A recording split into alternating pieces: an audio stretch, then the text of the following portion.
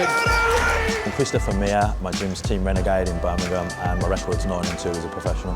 When I fought previously, I fought on ACB in 2018. After that fight, I had Bell's palsy. It wasn't like directly after the fight, it was a week later. So it could have been weight cut stress, trauma, they don't actually know. And I basically shut down the right side of my face. I couldn't move my face, couldn't smile, close my eye. I had to tape my eyelid shut and all sorts. So I didn't know what was going on. The brain scans come back okay, but obviously I couldn't compete. I couldn't close my eye. I couldn't pass an eye medical. So I was like, I don't know what's going on. I started a master's degree. I went back to uni and started a master's degree then as a filler to fill my time, because all I'd done for the past 8 to 10 years was fight, and my goal was like wanting to be UFC champion at flyweight and then bantamweight. And I was kind of not far on the way to that. You know, I lost a split decision on ACB, but I think I won the fight. And like, you know, I was in good stead I'd signed a deal with Cage Warriors, and the plan was like get the belt and then move to the UFC, and then obviously that happened. So then when I come back to fight, I didn't want to finish on a loss, because it was a split decision, but it's still a loss. Cage Warriors was in Birmingham, so the timing felt quite well to go and have one more, and I thought, while I wait to have one more. Well, I was juggling a lot of stuff in terms of studying a master's degree. You know, I'm training, but I'm not training full time, working. There's a point in time where you got to go out on your own 2 feet a little bit with sort of income, and like not just getting by, but you've got to set up some stuff for the future. So that's what I've got, quite a good business running now, like a couple of legitimate businesses running alongside what I'm doing now. So when I fought then, again, I had some health complications coming out of the fight in terms of the weight cut. I think had like a knee infection after the Boulan fight, and I'd kind of thought, well, like fuck this, I can't do everything I'm doing. So then fast forward, I've been in limbo then for about a year, where during COVID, all I was able to do actually was train with the pros. So I've been helping a lot of the guys for camps, you know, Jay Cadley, Jai Herbert, Aidan Lee, and been parts of their camps for various fights throughout COVID as a training partner. And it just kept, the buzz was obviously still there, and you know, I still perform very well in the gym. I'm still in my athletic prime. I'm just turned 30 this year. Like before, I was very obsessive, to the point of like I was getting up at 5 AM to travel to London to go and spar the best guys in the country at GB top team now, but Team Titan at the time, with Brad Pickett, Nathaniel Wood, Dan Wooding. And then I was driving back, working. You know, I was just living the life and running myself into the ground before for the greater goal, for this big goal. And like when you're 7-0 and you're unbeaten and the world's at your feet is one thing, but when you have injuries, you have pull-outs, you have, you know, dodgy decisions, losses, it can take its toll emotionally on you in terms of like, fucking hell, like maybe it ain't gonna work out. Where now I'm very settled in what I'm doing, where I can go back to that thing of like when I first started fighting, I enjoyed just competing, testing my skills against another man in what I think is like the purest form of combat, really. And that's all I want to do now, is go back to how I used to be, where I'm doing this for the enjoyment of fighting rather than thinking about career progression as much. Obviously, still want to be smart in how I sort of level up through the divisions, but it really is about sort of just going back to enjoying fighting, enjoying testing myself, and using it as a bit of the experiences I gain will help my coaching career after fighting as well. I've had a little look on him. I know obviously he's a bit of a catch wrestler. I think that's what he kind of defines himself as. You know, sort of hybrid grappling style. He's very erratic on the feet, which can be quite dangerous. I don't think he's super technical on the feet, or on the ground. But I think he's very dangerous, which makes me switched on for this fight. I expect him to be trying pot shots on the feet. You know, if you watch his fights, he jumps at a lot of things, strikes and submissions and things of that nature. So I think he's a very dangerous opponent, and he's a good opponent in the terms of like he's coming down from 155 and I'm coming up from 135. So it is a really nice test for me to see how I deal physically with this weight class, because he's going to be on the bigger end and I'm moving up. If I can pass this test with flying colours, I know, well, this is the weight class for me. I should have always been here, which a lot of people have said anyway. So it's a real nice test in that way. His record's a bit hard to judge, because his wins are against people no one's heard of, but his losses are against fairly good opponents. So like good opponents, like his last fight was against Joe McColgan, who's the Cage Warriors lightweight champion now. So that's a high caliber fighter. So it's hard to take too much from that. He lost that fight, but he did some nice things in the grappling exchanges in that fight. One thing I'd say is his game. You know, to go and fight Joe McColgan in Ireland and then his next fight, he's had a break, and then he's coming to Birmingham to fight me. He's got some balls, and he must rate his own skill set. Whether that's going to be delusional, who knows, but he's definitely got confidence and he's coming to win. I think, providing nothing silly happens, I think 9 times out of 10, I'll beat him in the first or second round by a finish. Thanks for taking the fight. I admire someone who's going to go and test themselves and who's coming into enemy territory. So fair play on that, but he's going to be sent packing probably, all things considered. Unless a miracle happens, I'm going to come away with the win.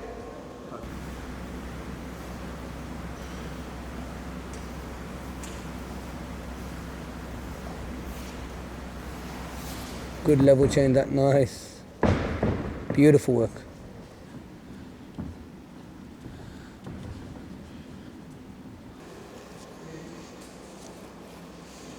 That's what I mean, mate. Go! That's what I mean. Got to warm these old bones up, man.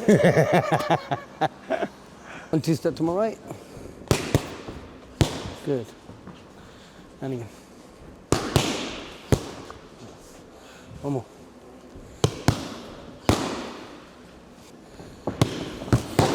Good. Relax the core. Very nice.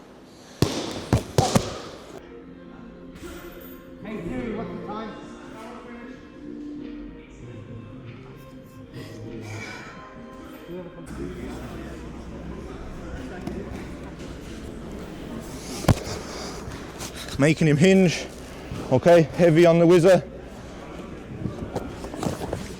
Pinching, okay, keeping him flat.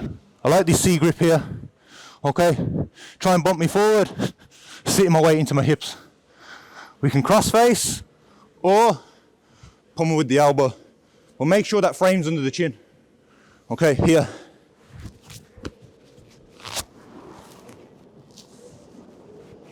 Notice how I wedge my knee inside. So stay tight, Rico. And another thing, guys, if a guy goes lockdown, go lockdown. Does he have the lockdown? Yeah.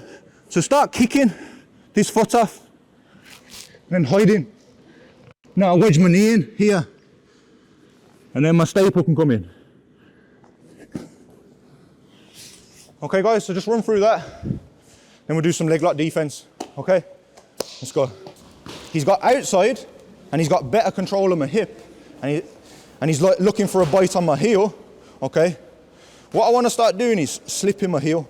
See, I'm stepping on this elbow, I'm slipping my heel. I'm almost like pointing my toes. So Rico, try leg lock me.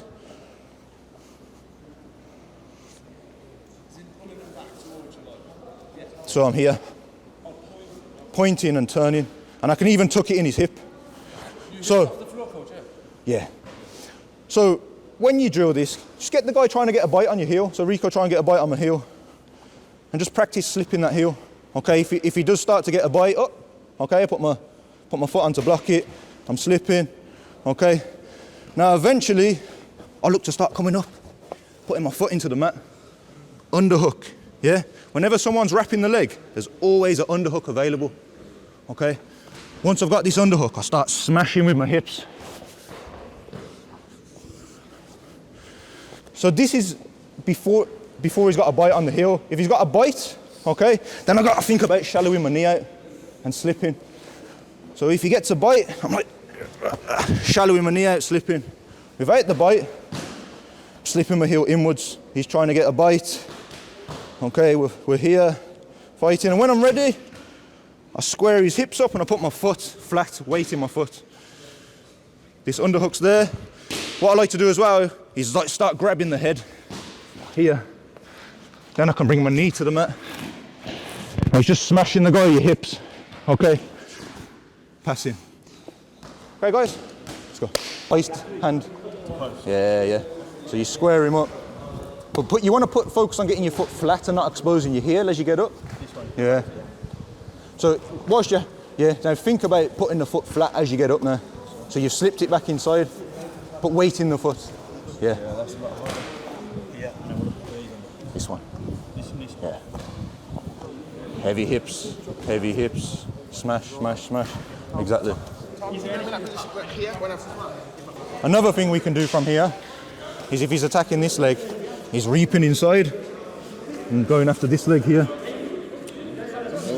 Yeah. Or even rolling him through and going after this leg. So roll all the way through You can do, or you can just stick your leg in and attack it. That's what I often do. I'll be sleeping, I'll just count a leg lock, or I'll come up on top and smash.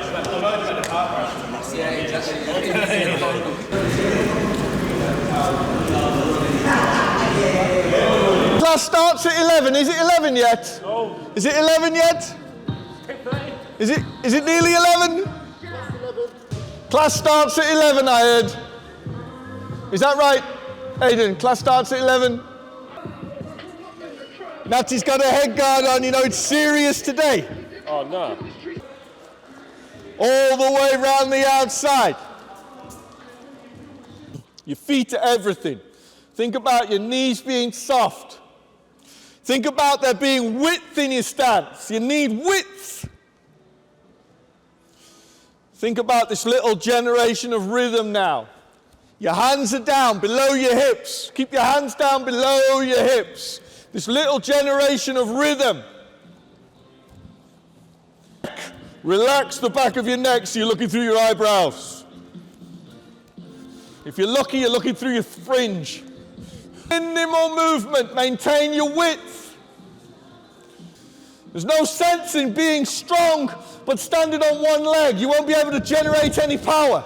So make sure you're on the ball of your foot. All I want to start off with, watch. Hands down, we're in stance. This is normally how Aidan fights anyway, okay? Okay, we're in stance. I want you to think about where you're looking. I want you to think about you're looking across the top of the shoulders and the chest. If I move forward, he pushes away. If I move back, he moves in. He keeps that space. He maintains that distance. If I move to the side, he follows me this way. Okay? He's like a mirror image with a little beard. He maintains his width. Can you see daylight between your feet? Can you see daylight between my feet? Good. I want to see daylight between your feet. Make sure you need to have this width in your stance so that we can move to the sides, so that we can rotate. He follows me like a mirror image. He maintains the distance. He controls the distance. Good lad. Will you partner, please? One person dictates the distance, the other one follows. Let's go. If I pull this leg up here, then I'm more likely to be able to touch him. If my back leg, my front foot isn't going to move.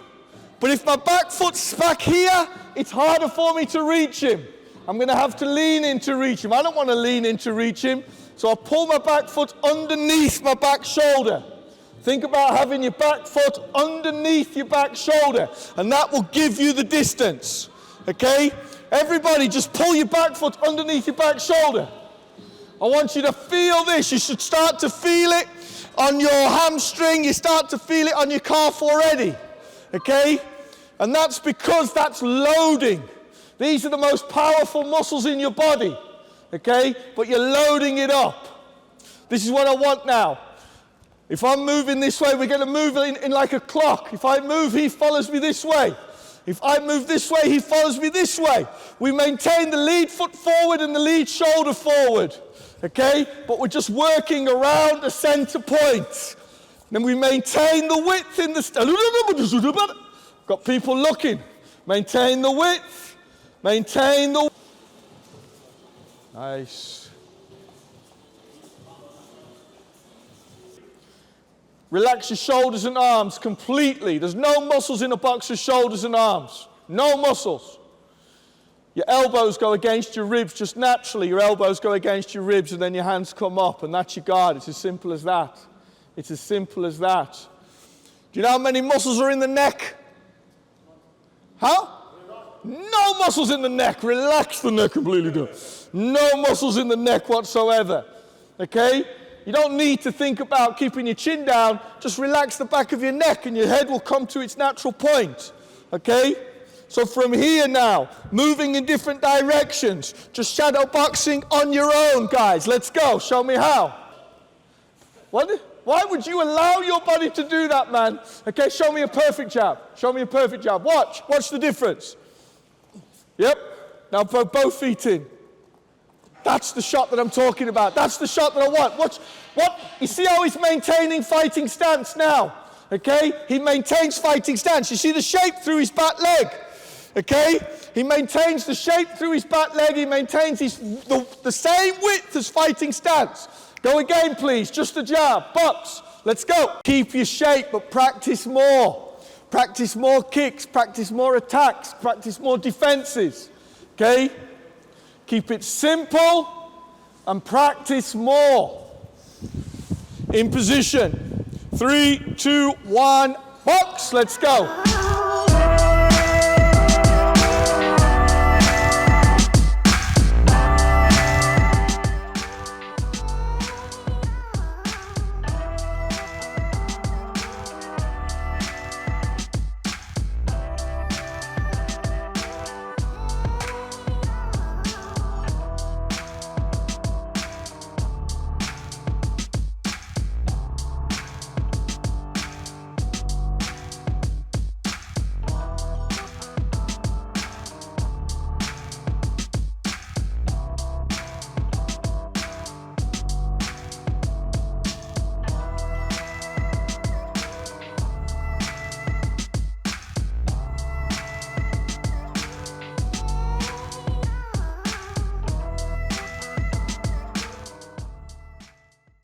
This is a warning to the world and Europe. The boy's coming.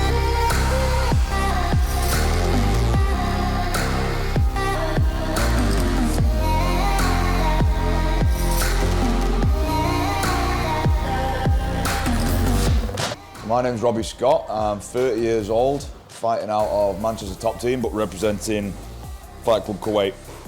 Records 5 and 2 professional. Okay, so originally I'm from Warrington. It was a place that a lot of people joked about, you know, bit run down, bit threadbare. It's a nice place to be when you're from there and you're used to it, but sometimes you need to fly the nest and you need to, you know, experience new things. And thankfully I got an opportunity to work in the Middle East, doing what I was doing over here already, but for more money and less tax, so it made too much sense to go out there. And thankfully, shortly after I went there, the Middle East boom of MMA happened around Abu Dhabi and all that, so it was good timing. But I've had a lot of fights in Kuwait since I've been over there as well. I think I've 4 or 5 professional fights in Kuwait, so it's done me well. It's a wild place to be, man, because there's not really too many distractions over there. There's no drinking, there's no nightclubs, there's no promiscuity that goes out throughout the country. Like, if you're over there to do what you came there to do, not fuck around, you know? So it's good for no distractions and getting on with your training, and I think that actually helped my career. Even though the names out there aren't quite as big and maybe the echelon of fighters isn't quite at world level just yet, it's getting there now. So it's wild, man. It's a good place to be, I like it. I was distracted when I was younger. I fell into all kind of crowds that I shouldn't have done. And by younger, I mean even just as recently as like my early 20s. You know, I knew I had the willpower and, you know, I knew I could work on my skills and get where I wanted to be, but I was distracted. Like, everything around me, like, you know, peer pressure and all the things that, you know, you shouldn't really be doing, you know, you end up getting stuck in with. So yeah, there was a lot of distractions in that regard, but in the Middle East there wasn't them. You know, everything's very, like, you know, that halal lifestyle, Islamic. You know, everyone's by the book, everyone's respectful, everyone just gets on with what we're supposed to get on with. So it was healthy. It was a healthy change for me. Maybe it wouldn't suit everybody, but it was a healthy change for me for sure. I had a lot of coaches, even though they weren't prioritising me for competitions, they were telling me, no, you're great, you're the best. Anyone at 66 kilos, you'll just smash through them. And I'm not really susceptible to kiss arsing too much, but the more you hear it, the more you think, yeah, okay, yeah, maybe I am that good. And then you start making stupid decisions, like taking fights on short notice that you've no business taking, like title shots in the weight division above, you know? So I needed someone to bring me back, and you know, and I've never had anyone tell me, apart, except maybe when I was a beginner, and you get people like that. No one's ever told me to my face, you're shit. What the fuck did you just do then? What was that? Sort that out. You need to be doing this instead of this. I don't know what the fuck you thought you were doing a minute ago when you tried that. Idiot. And I was like, shit. No one's ever spoke to me like that before until I met my coach now. And he just showed me, like, and I know I'm good, but he showed me some really lacking fundamentals in my game. I don't know if lacking's the right word, but some things that needed tightening up, like some more technical things thrown in there, not just it's an MMA fight, go crazy, because you're allowed to do pretty much anything. So just bringing me back, humbling me. I don't consider myself very cocky, but you know, we're fighters, that's what we do. And yeah, he humbled me, and I've learned a lot. I've been very receptive to the information that he's got to share. And again, the benefits, I mean, you'll see it in the fight. That's mostly what I can say. You'll see it in the fight. You'll see what I've been working on for the last year or so. I remember watching Bama when I was younger, and I started like looking him up a little bit, just to see what his fight style was like, and I was like, oh shit, he was on Bama. So dude's been around the block for a little bit. I see, maybe he won't agree with me, but I see more similarities between us than differences.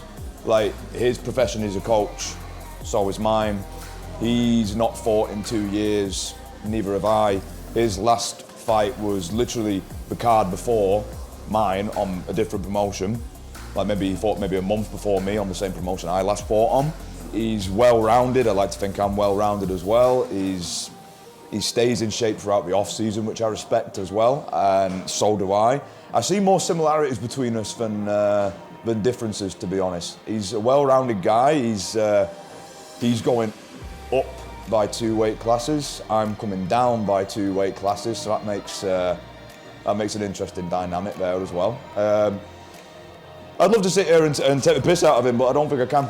He's very well-rounded, and he looks like a very astute fighter, like knowledgeable. He seems to have an obsession for learning, a bit like me, and I think that just comes from being a coach and a trainer. I think the best way to learn something is to teach something. And I don't want to give too many of either our secrets away here, but I think he's got a similar mindset to me in that regard. I want it more. I don't think he's got one foot out of the door, but from what I have seen of him, he speaks a lot about he wants to fight to boost his coaching career. He wants to make his name as a high-level MMA coach and strength and conditioning coach off the back of fighting. That's the opposite reason for why I'm doing it. I'm doing it because as much as I love the job that I do, I want to do this full time. I want to fight full time. Like if I don't get to the UFC by the time I'm like 35, that's a failure to me. And I don't believe he has the desire to get that far. I don't think he wants to take it all to the UFC and be in #1 contendership fights and fight for titles and win belts. I know he's got the belt now at Gtfp, but I don't think he wants to take it all the way like I do. Not to sound cliche, but I think I'm more hungry for it. I think he's had a good long career, a very respectable career, but I feel like he's coming towards the tail end of it, and I feel like I'm just getting started. Despite the fact that we're a similar age, I think we're both 30. I feel like I'm just starting the prime years of my career, and I feel like just by the way he talks, maybe I'm wrong, I feel like his career is kind of winding down by his own words, not mine. I think that's the difference. I feel like I'm just on the way up, and I feel like he is using it to boost his coaching career, which is fine. I have no issue with that, but our motivation's different. I've never seen a judge's scorecards in my life, in my amateur, semi-pro or pro career. Not once I've ever needed them 3 sat by the cage. So if they want to go for a cigarette break while me and him fight, I don't think we're going to see that final bell. We'll see what he decides to do, because I know Chris has got a few big KOs in there. I know he's got a good ground and pound. He's got a big right hand, so I have to watch out for that. And I've seen him bang. I think he jumped up to featherweight one time, and he ended up doing that dude with the right hand in the first round. So good for him.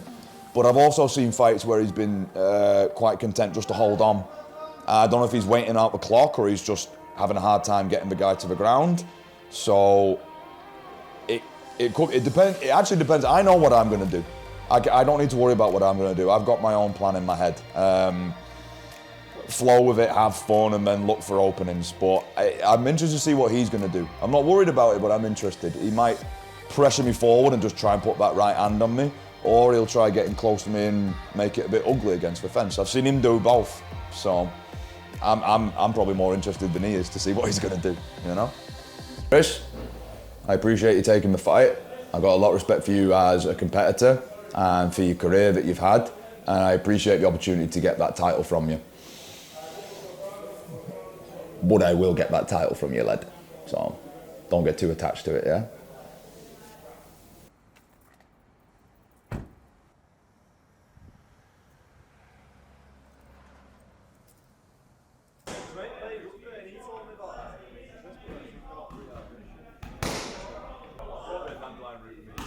I've done all the hard stuff now. Like, really, I don't know what we're going to do today, but the really hard stuff, like the hard sparring, you know, like blood, sweat and tears for a couple of hours, like, most of that's out of the way now. Now it's more fight simulation and just keeping moving, like, make sure the reaction times are still there, making sure I'm nice and fluid the way I move. So, just no crazy shit. Keep me moving, keep me sweating, keep the weight off, keep me fit. And the rest of it will take care of itself for the most part. We're doing a little bit of live drills and sparring here and there, but no like trying to take each other's heads off or anything like that. Just smart work, you know, intelligent pressure, you know, just staying light on the toes, focusing on keeping your base, moving around, just making it, getting into flow state. I know everyone started using that as a buzzword now, and everyone's like, yeah, get into flow state.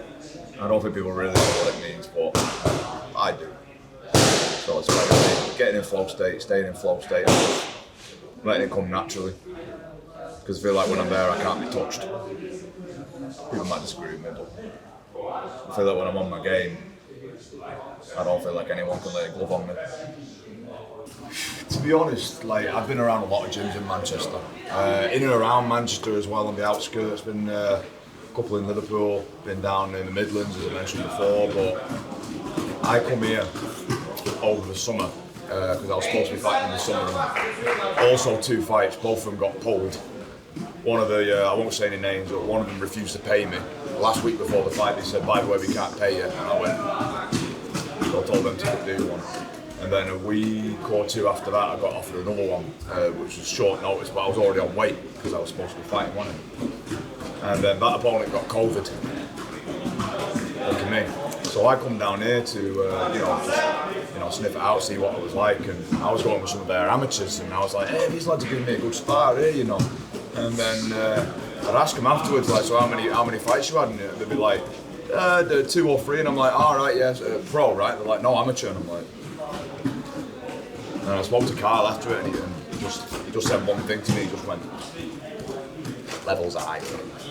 And after that, I was like, okay, this is where I'm doing it then. Like whenever I'm back in the UK, this is where I'm coming. Because even the amateurs will give a lot of pros a run for the money. You know, in my opinion, I trained with a lot of people. I used to train with. This will give you a flashback moment. I used to train with the Wolf Slayer a lot back in like the early 2010s. Before Bisping moved, I only did a few sessions with Bisping before he bounced off to America. But I remember, Mike was Rampage. Rampage used to come down the gym a lot. Czech Congo. We also had Aaron Wilkinson. He's here now. He's coaching here. Rob Broughton, Kurt Warburton. At one point, they had like 7 or 8 guys in the UFC, and I was just a beginner back then, so that was my introduction to training as a team unit. So it's kind of mad now thinking back on it, because back then Wolf Slayer was like the gym to be at. Like, you wanted to get to the UFC, you go to Wolf Slayer. But now it's a lot more diverse now. It used to be, from what I remember, I mean, maybe even my opponent remember this as well, because he's been around that long. It was London Shoot Fighters, Rough House MMA, and Wolf Slayer. They were like the 3 big ones from the UK that got people to the UFC. Now they fucking come from everywhere, from all over the country. Even Northern Ireland, Scotland, Wales. We've got fighters from everywhere in the UK that get into the UFC now. And this one's the next one, inshallah.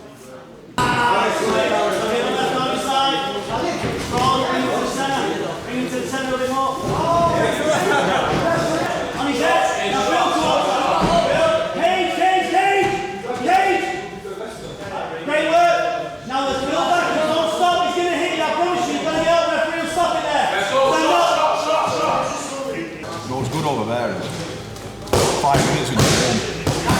It's a desert. There's no like getting the bones and the fascial tissue and myocardial, all that loose. 5 minutes just like jogging around a room and your body's loose. Let's go! Over here. The fight's whatever, the fight's a fight. The biggest fight for me is just getting the body warm and just That was it. I'm just quite flew back early as well, so I can climatise. Man's not about the cold weather anymore. It's easy for putting weight as well. In the middle of the summer, you get the size like 50 degrees in the desert. So none of this like sauna or steam room and shit. Go for a walk outside with the hoodie on. You can lose 2 kilos in like half an hour just walking outside. So now I've had to go do a proper weight cut now. Can't do that over here.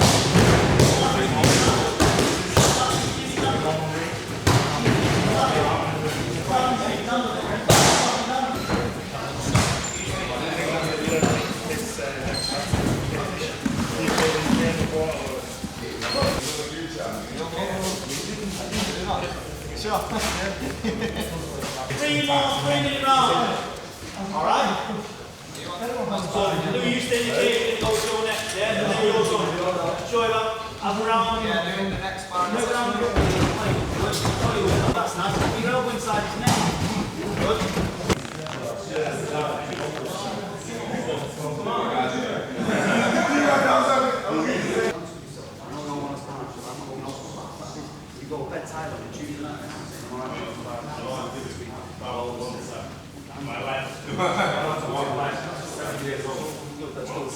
One, two, three.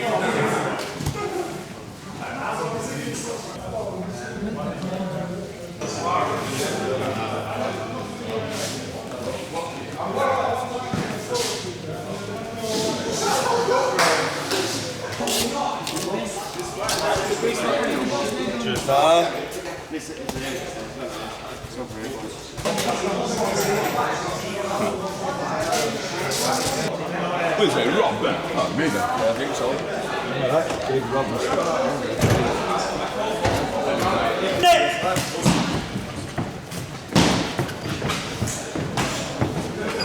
Get stuck on a spot. Can you go back again, Leon? Can you get into a cage? Oh, good start.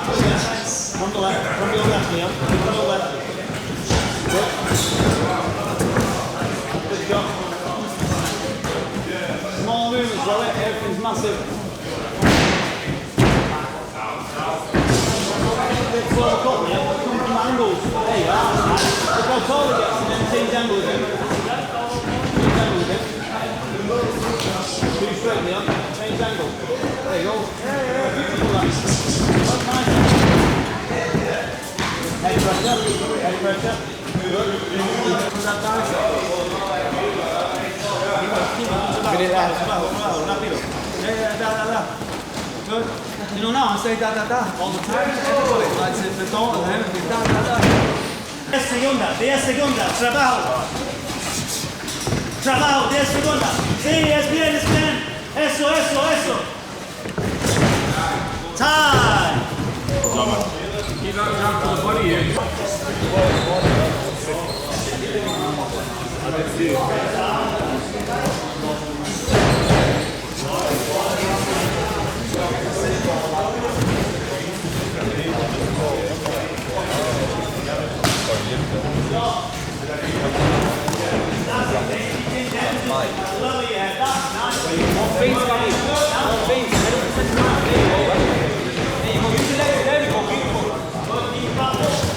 Oh, nice. Shoot leg.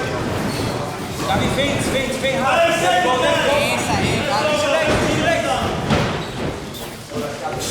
Rob's with us from Kuwait, I guess, but Kuwait via Warrington, I think.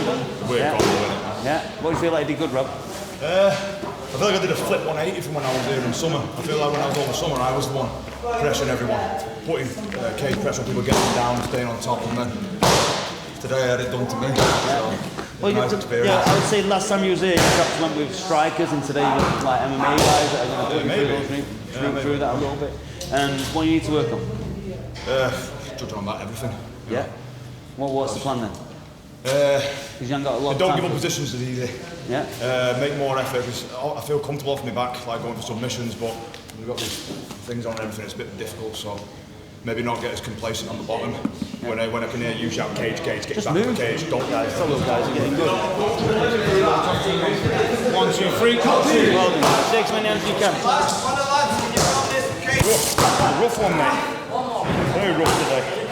At the same time, I've been stuck in the airport for 24 hours. It was the first one back as well, so I'm just glad that happened now and not in a week's time. If that happens in a week's time, then I'm panicking, but today, I can see peace in it.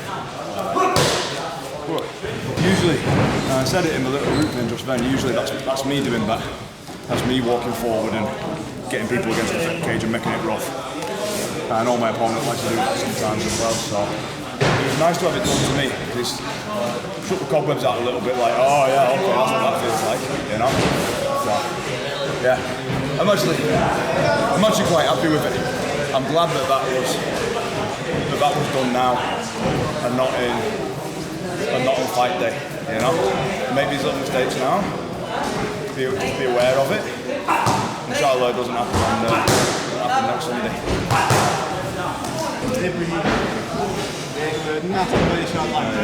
My legs even went on there. I think it stands here like this, and you think, you see it, you go in for it, you don't like step back, it just goes BOOM!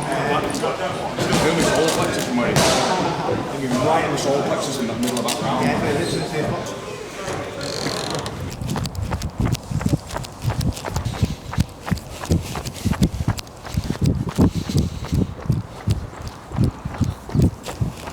So, just finished afternoon cardio after morning sparring. I think we did that in the right order. You know, hard sparring in the morning, bit of easy cardio in the afternoon, keep the blood flowing and that. And now, I have to do some cryotherapy in Altrincham. Never actually done it before, first time doing it, but apparently it's amazing for recovery. And all my teammates and a few friends of mine have been saying, you gotta go and get it, you gotta go and do it. So, I listened, now we're gonna go and do it, so see what the benefits are of it.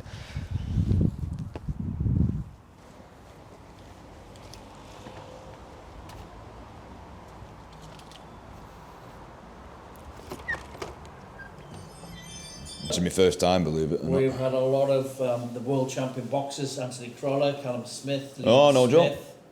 They all go in here, Natasha Jonas, Callum Johnson, Nice, yeah, I know them all. Huey Fury. Oh, you're joking? Tyson's not big in this, Huey Fury. Yeah, I've met Huey, yeah. But what we tend to do, and I know this sounds strange, we don't go caught in the publicity. You know, we just allow the people, you know, to come in. In the same way we treat everybody the same, every person who goes in, they all pay. You know, of course. So there's a value to it.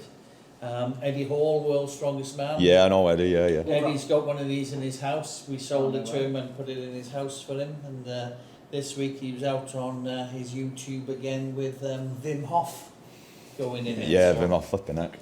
But basically, I would have said the most knowledgeable athletes in the world are runners, about their health, their equipment, etc.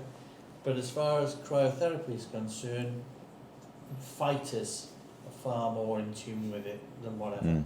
Ollie will sort you all out. Okay, no watches, jewellery or piercings in, take them all off. Keep your socks on, they're a hygiene barrier like we said between you and the Crocs that we wore. And if you wish to wear gloves, we recommend you put gloves on as well.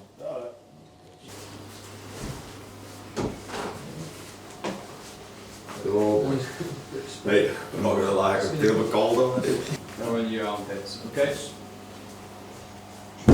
Entering the chamber, but also stop any of the nitrogen fumes from rising up into your face. Chin up for me, that's it. Too tight, are we okay? That's alright, actually. Okay, so here, 3 minutes is going to start. I don't get an itch now. I'm fucked out. 3 minutes is going to start now, are you ready? Yeah, go for it, mate. Off we go. Stay as relaxed as possible, yeah? Just relax, I'm here to talk you through it, help the time pass up. We're going to go down to -120 to -140 degrees, okay? That's where the 10-degree drop in your body temperature happens. And that's where all the stuff we're looking for, all the benefits happen. Any colder than -140, no more benefits, you just get more cold and I waste more nitrogen. So. Yeah, alright, no worries. Just I raise you up, so I'm going to lower you down again. Open the doors. Yeah. And when it's down, step out. Can't even feel it moving. And we're down, box. You can step out now. No, I can move my car. Go that way. No, I'm good. Done it. Ah. How'd you feel? I'm not sure yet. I'm not sure. It was quite. It was interesting being in there. But the most thing I could really feel was just my calves, man. My calves, like it was going to cramp, but like no cramp came. Yeah. It's hard to explain really, but I feel better now. Out. Like, I feel like my body's just. Yeah, a bit like when you go in the ice bath. Yeah. Refreshing. What it does when you go down by 10 degrees in body temperature, your body's got to fight off the cold, so it sends everything out, so your immune system gets kicked in, the serotonin and endorphins get released, because obviously if you're depressed, you can't fight off what's making you cold. So a lot of people feel quite invigorated, quite refreshed, quite awake, which you're probably feeling a bit now. Yeah. The longer I stand out of it, the more it's like. But you also know, compared to an ice bath, you warm quite quick as well. Because you haven't got the water on you, your body's not getting rid of that cold as well, so you warm quite quick. It's a nice feeling that way. So. Yeah, just the ankles and the calves, man. Alright, so started the day in Manchester, Aston-under-Lyne, went through Warrington, now we've finished off in Altrincham, so that's pretty much it for now, I think. So it's basically just going to be a rinse and repeat for the next, week and a half till fight night. So more shifts going to be more towards getting the weight off now for the most part, I think. So again, staying active, it's the same thing that I said earlier, staying active, staying moving, staying fit, staying sharp, staying ready. And yeah, I think I'll be doing a bit more of this as well, I've decided, but I wasn't sure. First minute or two in there, I was like, I don't know, I feel like my calves are going to fall off, but now I feel like I could do it again, so I'm going to keep this up as well. So yeah, us. Thanks, boys.